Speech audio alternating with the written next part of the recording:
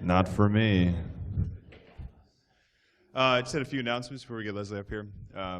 First, most importantly, if you are purchasing beverages of the adult variety, we'd prefer if you bought them from the bars that are up here on this floor, because the more revenue we have coming into those bars increases the amount of time we can get on the open bar tonight.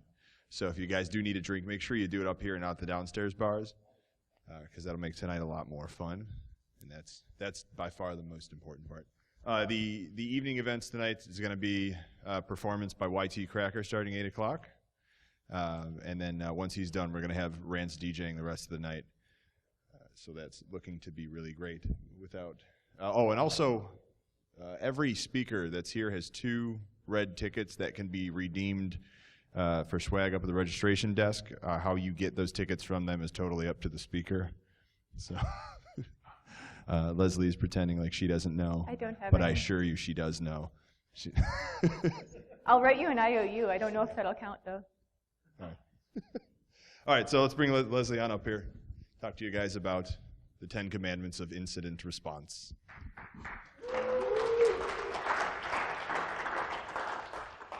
Hello, everybody.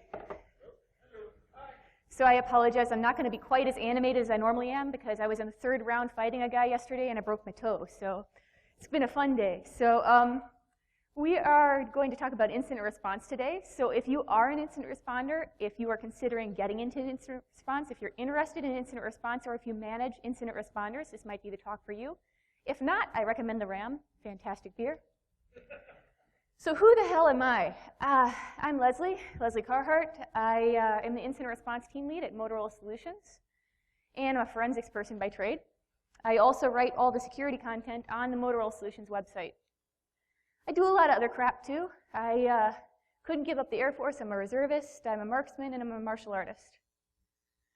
So what are we going to talk about today? We're not going to talk about methodology because lots of talks in incident response cover what steps we do in the process of incident response. What we're going to talk about today is 10 rules of thumb for not burning out in incident response. And that means dealing with bureaucracy, dealing with human beings, dealing with all the problems that entails when we're working in incident response. Because in other roles in security, we can be kind of isolated in pen testing, forensics, etc. Once we get into incident response and incident handling, we have to interface with a lot of different people all the time. So, we're not going to talk about the methodology, but we do need to understand at the very basic level what incident response is. And I don't like reading big, long paragraphs of slides at people. But the things that we want to get off of this is that we are handling a security incident in a way that reduces recovery time and costs. Remember those 2 things because we're going to keep coming back to them through this whole talk. Time and money. We also need to understand that there's a difference between incident response and incident handling. They're not the same thing. We often use those terms interchangeably, but they're actually 2 different job roles, and for many reasons I'm going to talk about during this talk, it's a good idea for a workplace to have both. So the incident responder, the traditional incident responder, is doing the investigation. They are managing the technical element of doing a security investigation, investigating a breach, etc. Now your incident handler is doing a little bit different thing. They are interfacing with the humans. They're writing your reports. They are talking to management. They're dealing with the panicking, freaking out people during a security incident. So why do we need to talk about this today? Well,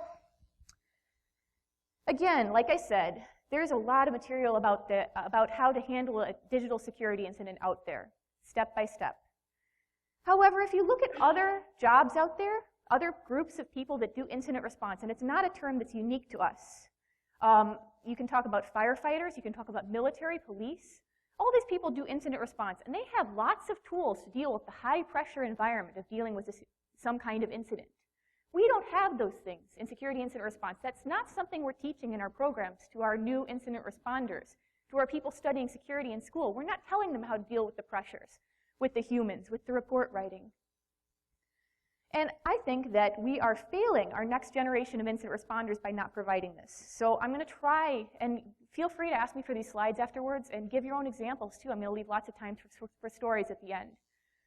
I want to help people not burn out in this field because something I keep seeing, I train a lot of security people, is people who burn out immediately after starting in this response role. A month, 2 months in, they just can't take it anymore, and they think it's stupid, and they think it's not the job they should have taken, but they just don't know how to cope with it. So some brief disclaimers.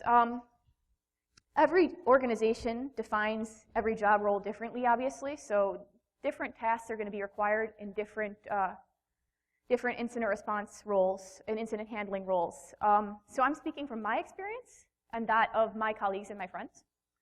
So you can tell me I'm wrong at the end of this, and it's fine, but I think this is going to help anybody who's dealing with business and dealing with humans in security. So I'm going to start with the most contentious of my rules, the one that pisses everybody off, and this is the one I got in a big fight with Harlan Carvey over too. Nobody gives an SSH about your exploit. Nobody gives us something about your exploit. And that's not only exploits. That's you just did something really cool in your incident response. You just found something neat in an investigation. You just proposed an idea that you think will really help your organization, and your management went, "It's nice, Leslie. Have your review done by the end of the week?" Yeah, unless you work for some security company that's all they do, and maybe not even then. And I know that's horrible. I'm a monster. So sorry. So I'm going to start with the worst one. So what does that mean to us? Does that mean we just give up because our management said, I don't really care about this thing you're proposing or this thing you did? No, we don't go to the bar and get angry and start drinking after that. What we do is we learn how to sell things to our organization.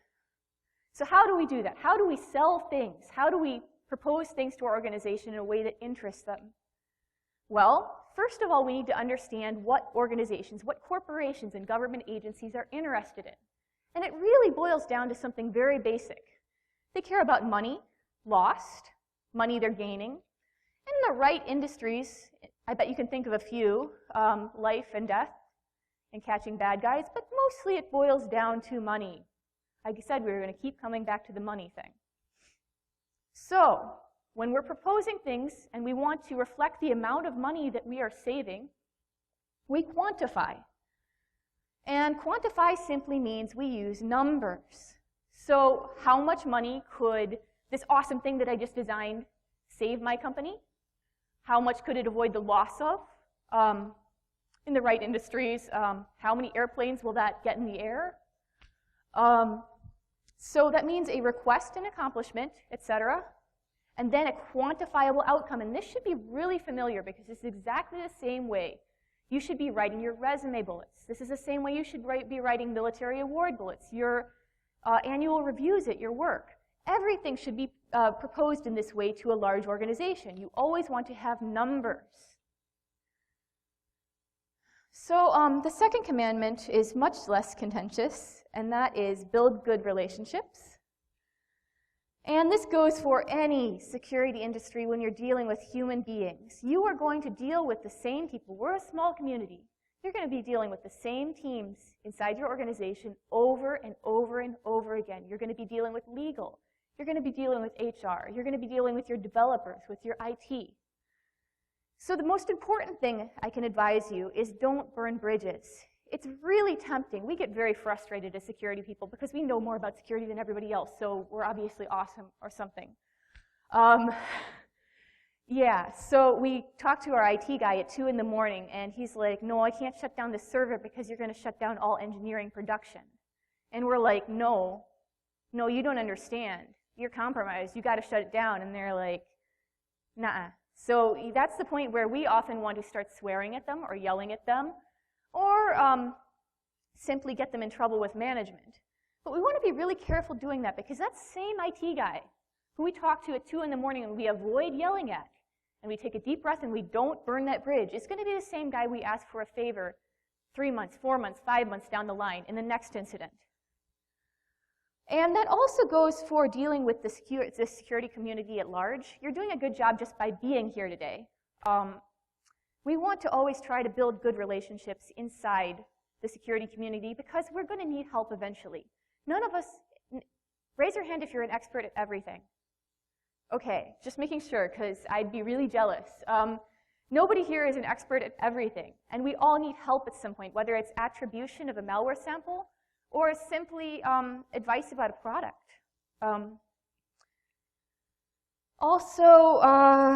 So this is a funny story why I came up with never be too sure about who's on the other end of the call.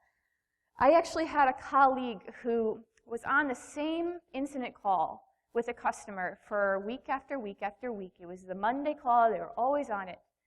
And there was this other woman from the customer on the call with him. And young lady, younger than me, and every day he'd flirt with her. Every single call, he'd flirt with her. And one day, many months later, we Googled her because we were curious who she was, and she ended up being a C-level executive at that company. So it didn't work too well in his favor. Did not work too well in his favor. So never be too sure about who you're talking to. Never be too sure about how technical or non-technical they are. Don't make those assumptions until you know. Because they can always have more power in the organization you're talking to than you think they do. They might know somebody. And you also want to understand, we're dealing with a business. We want to understand the business goals and how the things that we're doing as security impact them. We want to understand if shutting down engineering is doable in our environment or not. If we can shut down the web servers. We need to understand that because we're part of a larger object. We're not just security. So the bottom line of all this is help other people, and they may help you in the future. And we want to build those good relationships and have them to protect us in the future. Commandment number 3, communication matters. So we are no longer a log analyst. We are no longer a pen tester. We are all of a sudden an incident responder, incident handler, dealing with management, dealing with furious executives. And they're not all technical. We're dealing with legal. We're dealing with HR. We have to deal with all of those people, and we have to make them understand us. And that doesn't just mean being able to explain technical concepts. That also means that we have to be able to write coherently. It means that we have to be able to speak, do reports, send emails. All of those things are very important. Not just because it'll help us at the time being, but also because those people will come back to the people they can understand with future questions, concerns, information, and with job offers. Commandment number 4 is assume nothing. And we already talked about some assumptions. And has anybody here worked help desk? Yeah, okay. So yes, you can plug an IDE cable in upside down. I've seen it. So anything is possible, even if you think it's not. And everybody can make mistakes. That means your manager. That means the technical expert who's sitting next to you, your malware analyst, your pen tester, your exploit development lead. All of them are capable of making mistakes. So when we're dealing with a high-pressure, high-risk incident, that quadruples in likelihood. So when we're dealing with an investigation and handling an incident, beginning to end, we want to start from the beginning, and we want to use the scientific method, start from the beginning, and gather all the facts before we draw a conclusion. We never find facts to fit a conclusion we make beforehand. And we never make assumptions. If something doesn't sound right, we go back and we confirm that with the person who found it, or we do it ourselves. Now, we also don't want to, as I spoke about earlier, assume that people have a particular skill level or particular equipment available to them. And I learned that the hard way when I was a very young telecom tech. I was doing Cisco router repair for a company in Canada. And it's the dead of winter, and they're up in northern Canada in the Arctic Circle. And they have a router that's failed. So I dispatch a tech from the local company with the router. I FedEx it to him. He drives across the ice sheet. He goes to the town. He goes into the mine where the router is, plugs it in, calls me and says, so what do I hit to put the configuration on this? And I'm like, well, plug in your console cable. And there's this dead pause on the phone. You do know what a console cable is, right? And this is way back in the before time, before there was ports up on routers. There's no other way to get in the router. So long story short, I end up having to fly to Canada on a little turboprop plane, land on the sheet of ice, hitchhike with the Bell Canada guy with my router under my arm, go into the mine, and configure it because I made the assumption that the network tech I dispatched would know what a console cable is and that there would be one available if it wasn't. And there wasn't one available in that little mining town. So assumptions can be deadly in an incident, especially when we're dealing with remote locations, other countries, locations that don't have easy access to new equipment. Commandment number 5 is educate and document, and a lot of people say this should be number 1 commandment. It basically means when we are dealing with an incident, when we are preparing to deal with an incident, we write down everything. That doesn't mean have your pen and paper unless you want to. That means have a SharePoint, have a wiki, have that information available for you. Because again, we are going to be dealing with high stress, high pressure incidents in a time crunch. And we never want to try to figure out how to do a task that only one person knows how to do when they're out of office. We never want to try to figure out how to do a task again after we've done it once. And we certainly want to make sure we don't make the same mistakes as we did in the previous incidents. That also means, as far as training goes, we want to, of course, keep the training of our team current. But that's not adequate. Everybody wants to go to SANS class and stuff. You also need to be responsible for training your end users and getting their assistance. You need to ensure that your IT is properly trained to deal with security. And more importantly, again, I was talking previously about dealing with incidents as police, fire, military deal with incidents. Now, they do something differently than us. They drill tasks. They will do something like shooting a firearm. They will do that repeatedly until they can draw from a holster and fire accurately without thinking about it. It's second nature. And we need to do the same thing with incident response. We need to drill our tasks repeatedly so that when it's a time crunch, when we're target and our credit cards have been lost and we don't know what to do, we do know what to do because we've done it 100 times before. We know what we do during a breach. We know who we notify. We know which processes we follow. Those are going to be your lifelines, education and documentation.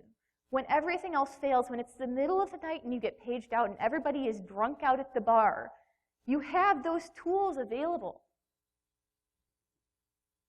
Commandment number 6 is one of my personal favorites, triage intelligently. And again, we're comparing this to other industries that do incident response, where triage is critical. And it's just as critical for us because I don't know does anybody else in this room do incident response currently? Okay. I'm sure you've all had days where you've had simultaneous incidents. You've had a server over here compromised, and you've got a malware outbreak over here, and you've got a screaming customer over here, and you've got to deal with all of those things. And that is triage. That is your hospital trying to figure out which patient to take first. And guess what? Those tools, they transfer over. So the first thing you do is you stop and you think about what you need to do next. We don't go aimlessly, blindly into the wall as we're dealing with the incidents. We stop and we say, 5 minutes, I'm going to figure out which tasks I need to do first. I don't care who's yelling at me. I need to do this in a sensible, logical way.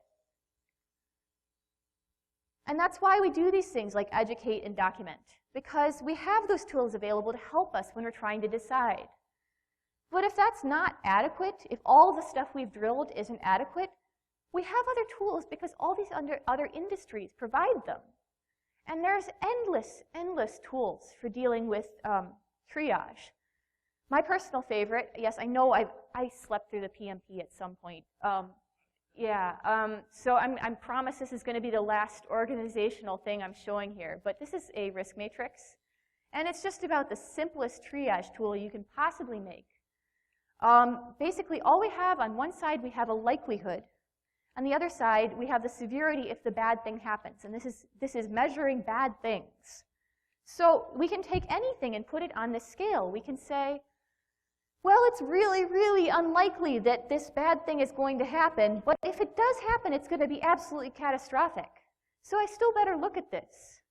So when I'm dealing with two pressing issues, I can stop and I can put them on the scale to the best of my knowledge. I can say, well, our web server is probably compromised, but it's this one little department and it really doesn't matter. It's not connected to the rest of our network, so that's only going to be medium. Well, we probably have there's a possibility that we have a malware outbreak in our sales department, and that would be pretty major if that occurred. So I'm going to deal with that first because that ends up being high, orange, high. It's very, very simple. I highly recommend it. But feel free to look at other triage tools that are available too, because we can use those. Commandment number 7 is the most basic rule of incident response, which is don't panic. But let's talk about panic for a minute. Let's talk about the two kinds of people who panic during a security incident. And I'm sure there's people out here who have run into these people. So the very first kind of person who you're going to deal with is the extremely technical person. This will be your malware analyst or your APT specialist who panics, who goes, oh my God, I've seen this indicator and it matches this thing I saw on this XYZ working group board. Oh my God, we're probably compromised by Bolivia. Yes, some country is attacking us. And that's the first kind of group you're going to deal with when you're dealing with a security incident as an incident responder, is those people on your own team who are going, oh my God, oh my God, oh my God, the sky is on fire. The second group is the non-technical people, and they have just seen something on CNN. They've gone, oh my God, the heartbleed virus, we're all going to die. Yes, yeah, a few of those. And that's your managers, your people who aren't really technical, but they're trying to be. So they're watching the news, they're reading the reports, they're going to conferences, and they're like, oh my God, are we victim to this? Did we get breached too? And you're probably not, but they panic. And you're dealing with those freakouts. Now, when somebody's freaking out, the first rule of thumb is peer review everything. We're going to go back to our scientific method here, our 5th grade science thing.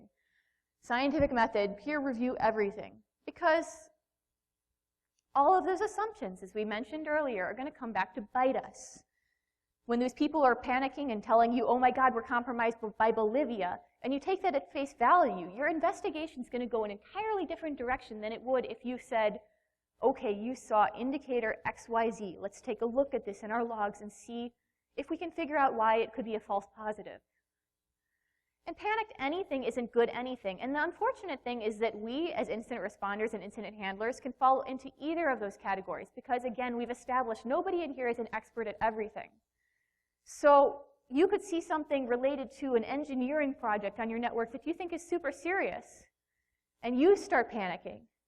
And then the guy who's the expert on an engineering project comes in and says, oh, that's from 18 years ago, and we really don't care what happens to that.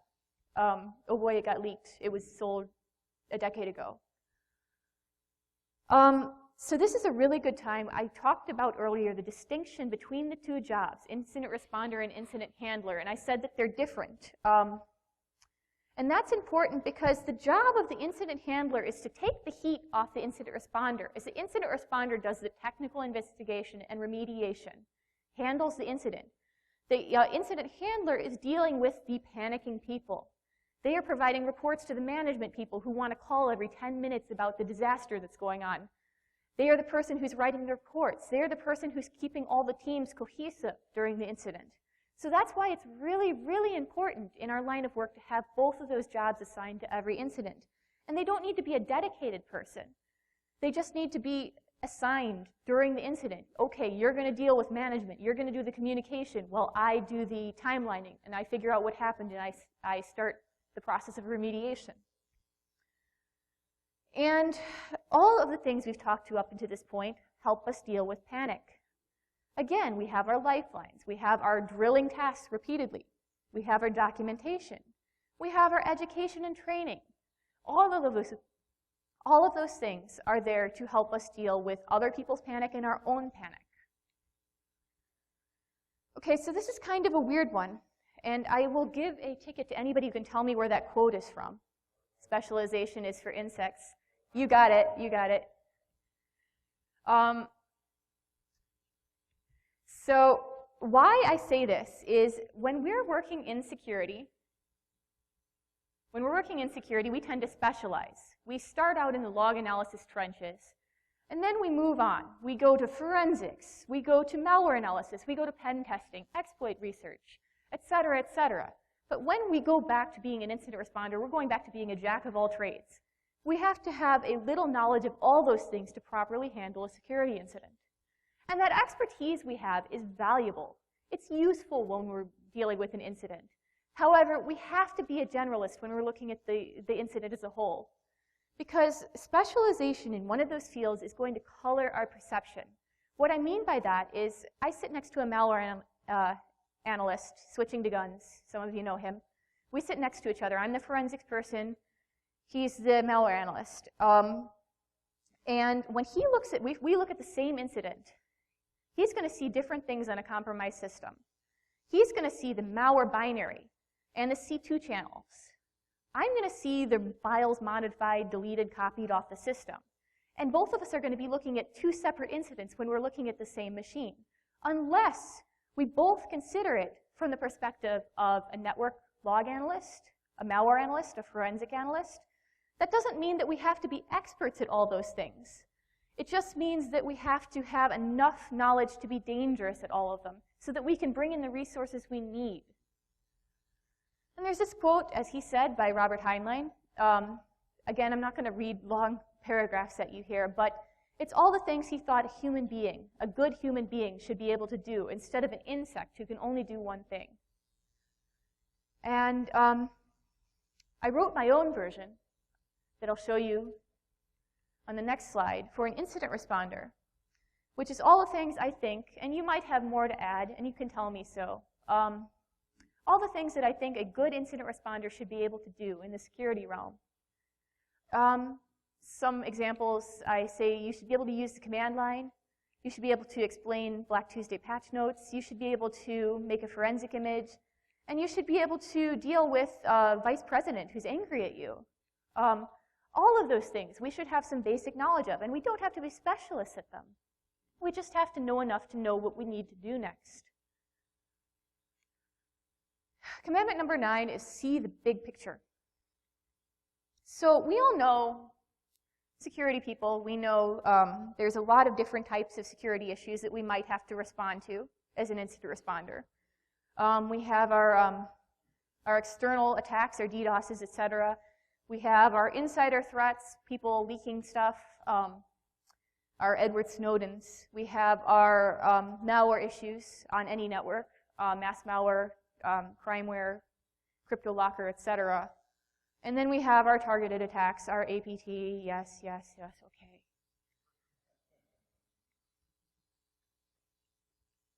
So all of those different types of security incidents have a different impact on each of our organizations. And that also varies by the location of the office we're dealing with and the department in the company that we're dealing with. And we need to have some basic understanding of that because those cultural and legal and financial differences inside our organization are going to make a big difference in how we properly handle the incident. Not only does that mean different things will be targeted in our environment, it also means that the way we remediate them and the way we respond to them will be different. Because, for example, it's really hard to get forensic images out of certain countries. A good example is India. Most network connections that companies have to them are not the fastest from the US. But there's also big problems in shipping stuff out of India. Shipping computer equipment, things can get held up in customs for weeks if you try to ship any kind of hard drives, et cetera. So you as a good incident responder need to consider this when you're dealing with an incident in India. You need to say, okay, what's my bandwidth to India? How fast can I transfer this image? How long is it going to take across the wire? Versus, if I have Joe Schmo, network admin, go into the data center, pull the hard drive, put it in an envelope, and ship it to me, Could it get lost in customs? Does he have the experience to do that properly? If it gets through customs, how long will it be held up there as computer equipment? And that all matters to how we deal with an incident. And then also environmental differences, absolutely. Things like business environment, business climate, the speed of things. I don't know, do we have any telecom people here, network people? Anybody who's worked on telecom networks? So there's certain countries that respond differently when you're dealing with telecom stuff than others. There's certain countries that response time is iffy. You know, it can wait a few days. There's other countries where a circuit needs to be fixed in an hour. That matters to you. That's just the culture of their technology companies in that country. Some places, it's much more important to get things done quickly. Other places, things can wait a little while technologically. They're not as important to business. They're not as important to people. And that's all going to impact the way you remediate and respond to incidents. So finally, the last commandment I have is keep control of the incident. What I mean by that is you, as an incident responder or an incident handler, are handling the incident. And it means it's not the angry lawyer who's yelling at you. It's not the customer who's screaming at you. It's not your panicking colleagues. It's not your panicking IT department. You are handling the incident. That means that you need to be responsible for scheduling regular meetings if you're the incident handler and communicating with all the teams. And if you're the incident responder, you need to be responsible for keeping everything on track. It's very, very easy. We as technical people aren't always prepared with the managerial skills you need to do this. If you are having trouble getting people to stay on track, motivating people to work, getting organization done in incidents, take a management class. There's lots of stuff available at most large companies, or you can go to community college. There's lots of things available for you. There's lots of options. But you need to have those skills of getting people to do things in the proper order and follow the proper procedures and not miss any steps. And that is your job. And I've seen many, many incident responders who get into the middle of an incident and they get totally sidelined because they think that the person who's telling them to do things knows more than they do. And maybe they do, maybe they don't. But then you've got two people leading the incident at the same time. And there's total disorder then. So regardless of your technical skill at a particular task, when you have been assigned to be the incident responder in charge of an incident, you can ask for advice. You can go to your resources in various areas. But you need to make the final decision and convey it to the rest of your team about what's going to happen next in incident response. So finally, take pride in your work and responsibility for your mistakes.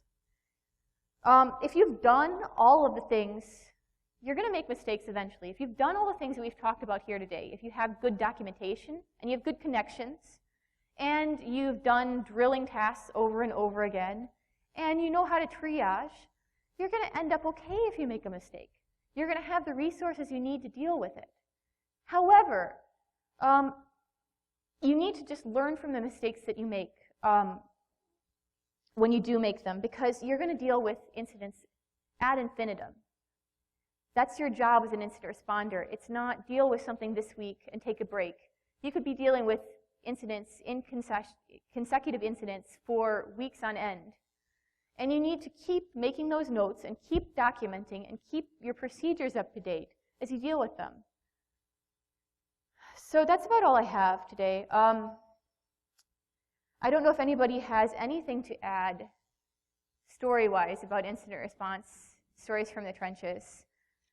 I do have my contact information up here if you are interested in anything that I talked about today, or if you like my slides, or if you want to discuss it more. I'll open up the floor if anybody has anything. On the don't panic, my friend had a call come in, and there's like, oh God, Venezuela is hacking us. Yep. They can't find out where it's coming. It keeps coming in. It's coming across multiple interfaces.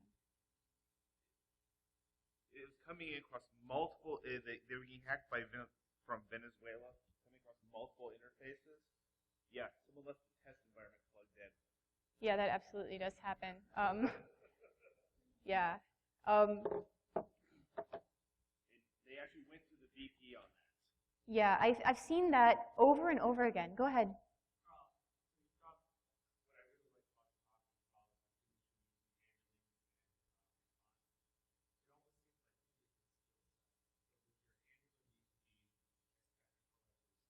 I'd prefer it if every workplace hired those two jobs separately, and if they were two entirely separate job roles. Now, realistically, in most large companies, with the way they're downsizing now and the way security budgeting works, you're not normally going to get two people hired, one to do incident response and one to do incident handling. But if you have 4 incident responders, you can kind of push one person into that incident handling role. Unfortunately, though, we don't see that happening a lot.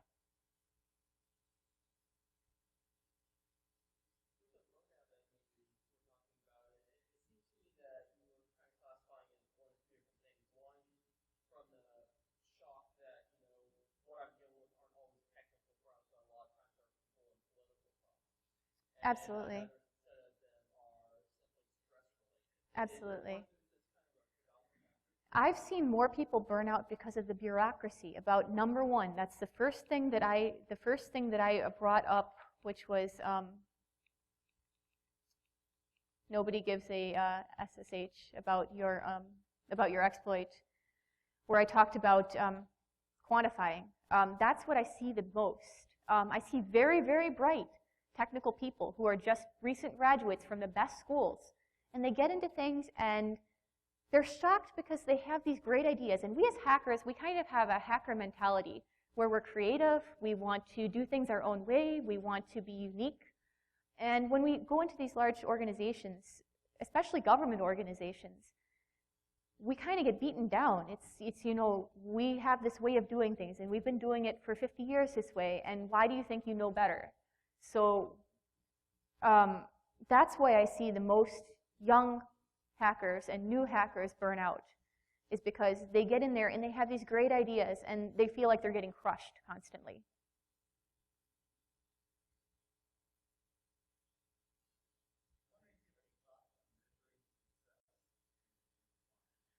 Measuring success as a human being or as an organization? As a human being, I think the best measure of success is not only your technical know-how, your certifications, but also you're dealing with human beings. That's usually half of the interviews that I do for people who want to become incident responders is your typing skills, your interfacing with human skills, your writing skills. So I'd measure that along with their technical skills, definitely. As an organization, that gets much more into the methodology. That gets more into metrics.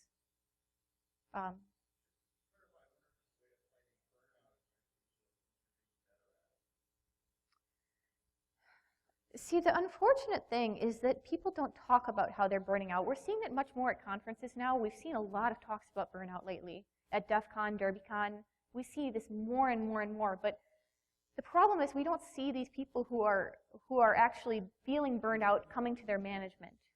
And that's another kind of hacker mentality thing, being able to go into your boss's office and say, I'm burning out. I can't do this. I don't see that happening a lot. People are nervous about doing that. They don't know how to approach it. And we see people talking to their friends and talking to their local hacker groups about it instead. So you really would need to blind survey your people about those kinds of things. How are you dealing with stress, et cetera? There's some companies do a lot of mentorship. Yeah. Where you have people working together on that. Yeah. Does that help the burnout process?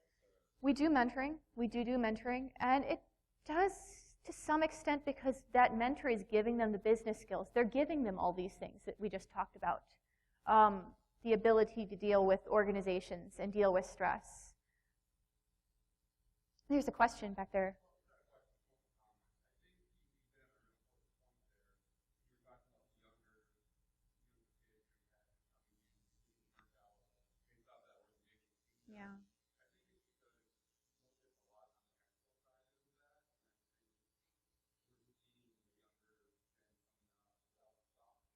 Yes, exactly.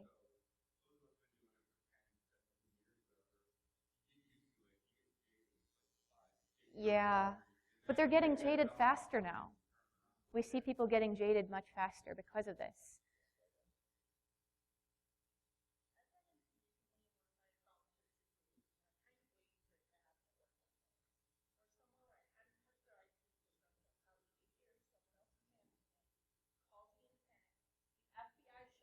Oh no, yeah. Yep. Yep.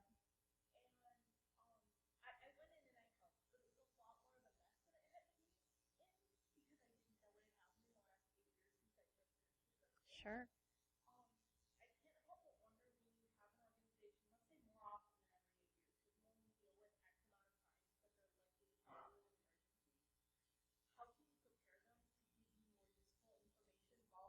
Document. Document everything. Document what you're doing 8 years before. When you're building the system, you document it then. You document your response processes then. If you can, you update them, but if not, if you don't have access, then what can you do? That documentation and that education is where you're tying that in. You want to have that ready for them.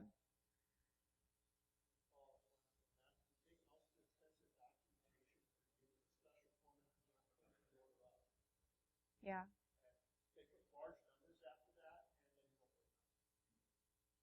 Yep.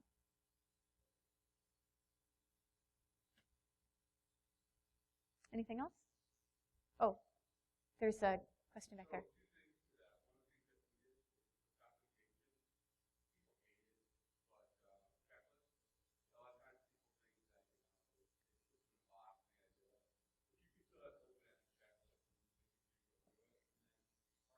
Sir, come up here.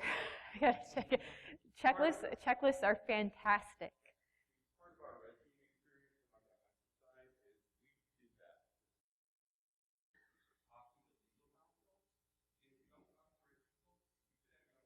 Absolutely.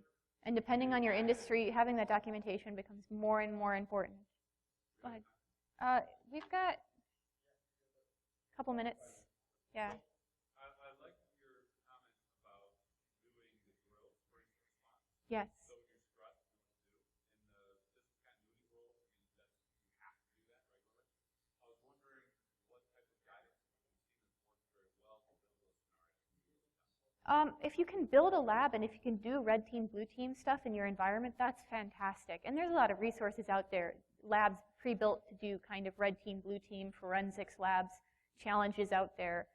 I recommend you use those for your teams. There's actually a guy, Steve Murawski, he works at Stack Overflow, who does a great talk about, that's all he talks about. He was a police guy. He worked for a police department for years, and he brings in the police model of dealing with incidents and compares that to drilling incident response tasks. You might want to look into his talk because he does specifically that. He just talks about drilling. Yes, he is. Yes, highly recommend that if you want to talk about drilling more. But yeah, as far as drilling goes, what we do is we use labs and we do pre-built red team, blue team stuff, as well as doing like SANS forensics challenges, etc. I got time for like one more. Is there anybody else? Okay.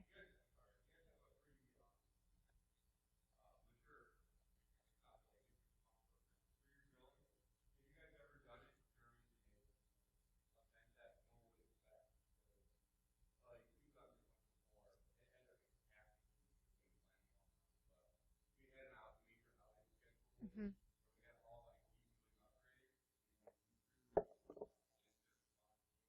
Oh. Yeah. We've never done anything without our team knowing. That's really dangerous. When you're dealing with, we have a lot of customers. When you're dealing with customers, you could end up informing the wrong person. That's dangerous. Yeah.